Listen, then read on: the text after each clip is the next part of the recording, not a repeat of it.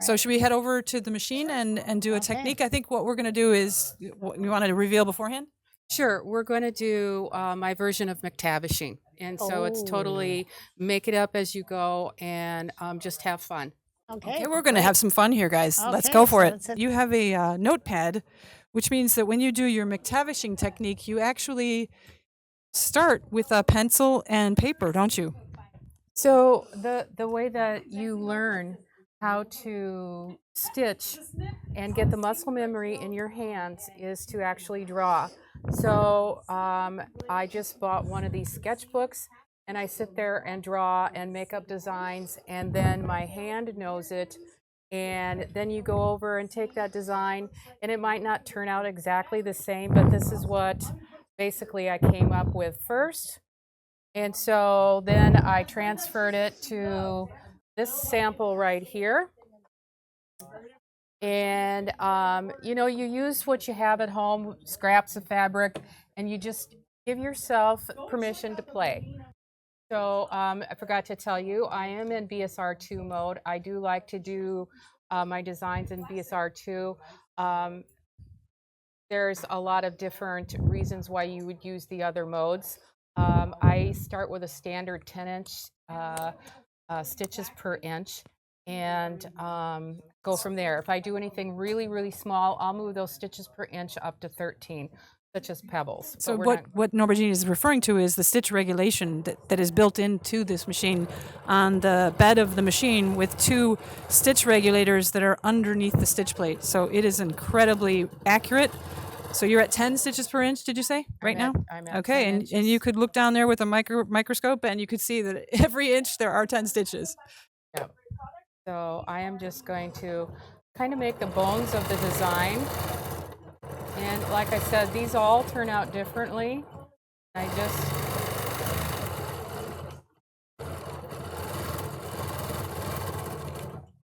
So that's enough to get started. And then I just follow the lines. I kind of hit the line, go up, and you just start to build your pebbles all the way around. You can go down the other side. McTavishing is about filling in spaces. So there's really no rules. And like I said, I go and hit this line, and then a lot of it is S-curves. Then I'm going to travel all the way back to the center.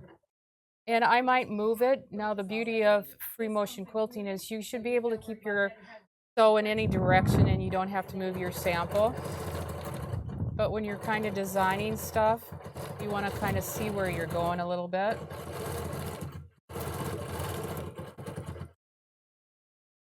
So this is kind of a thick petal over here. So I'm going to fix that right now. And I'm going to go right back down there and make it look a little better. When your foot goes like mine just did, you just go over the line and go back to center. So it's nice because with the open toe, you can really see where you're going. But there's other feet available as well. There is a 73 foot. And we'll talk about rulers tomorrow, but the 72 foot is a ruler foot, also the 96 that can fit on here. The 72 and the 73 are cool because they adjust with the height of the thickness of your quilt. That is correct. And those are the newest feet available in the Bernina world. And they are available for both the standard machines and for this Q series as well. So I see a list here. So you've got a list of the numbers of feet that you can put on this Q Series machine, and it's the embroidery foot number 15, the free motion embroidery foot number 24, which is what Norbergine is sewing on right now, the drop-shaped embroidery foot number 26, which comes with every embroidery machine. So you have that. If you have a Bernina embroidery machine, you already own the 26. So know that you can use that on your Q Series machine as well.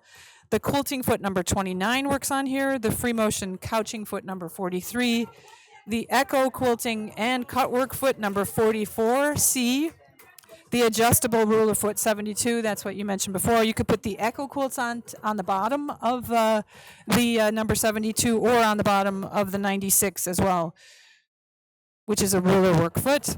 The adjustable stippling foot is number 73, and the adjustable gliding cup foot is 74. Now, the adjustable number 74, or the cup foot that just came out from Bernina in the last year, is wonderful for any of those quilts that have a lot of points, points that come together and at a certain point, and different seams that are bumpy, let's call them bumpy.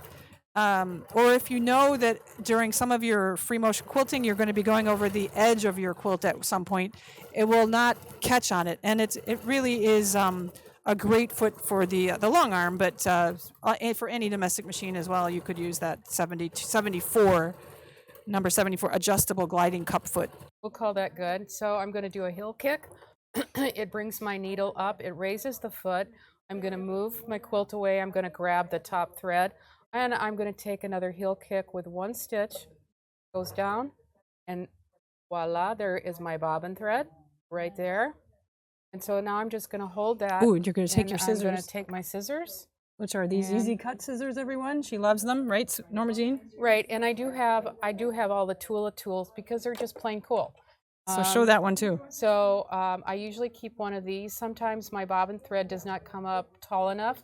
So I just take it in there and I grab it and it's perfect. So it's a tweezer also. So it's a tweezer. So you can see the back. This was the orientation. And if you look, the stitches are wonderful. They're the same on the front as the back. Wow, that is just amazing, Norma Jean. By changing the color of the fabric, you get a different effect. And I give you permission to play all day. Of course, you must take one of these machines home. All right. So, Norma Jean, what do you want to show us a project that you have done with a ruler? So it's the Four Paws ruler, correct? This is the Lion Tamer ruler. This is available on the website. I love this ruler, and it's just easy to maneuver. It has a channel that you put the foot right in the middle of it, and you can just slide right along and make a perfectly straight line. You want to put the foot down. It has to be down before you start sewing. And notice, so the foot is down. Actually, I'm going to bring up my bobbin thread quick a minute. And I'm just going to slide the ruler right in there. And I can look, and that foot fits right in the knees of the channel. This is a number 72 foot. The reason we like this foot is because it's height adjustable. But if I just sew right here, make a nice straight line all the way down. Then you can stop it. You always want to stop your machine, move your ruler, and if you have lines or a seam here, you just line it right up with that, and it's just going to go right here, and you're going to get a perfect line like that. This is a panel, and I'm going to make a table runner out of this. So I'll get some black fabric and bind it and be done. So you ask, what can we do with the rulers? What we're going to do is we're going to sew this line right here. You're going to put your foot down, because if you put your foot down and it lands on the ruler, you can throw your machine out of timing. You'll definitely break a needle, all of that kind of stuff. So we bring our foot down. There it is. Very important rule. Okay, yep. So what I am going to do, there, the needle is down, the foot is down, and that is what you want. Now, when you place the ruler next to the foot, you want to have some fingers on the material. You want to have your other hand, so you're controlling the material as you sew along. So what I'm going to do is I'm going to gently hold the ruler against the foot. You don't want to push a lot of force against that foot, because you don't need to. Your ruler is a guide. I'm in BSR 2 mode. Here we go. So I'm really not stressing about this line at all, because the ruler I've held steady, and as you can see, it's right on that line. Beautiful. Perfect. Beautiful.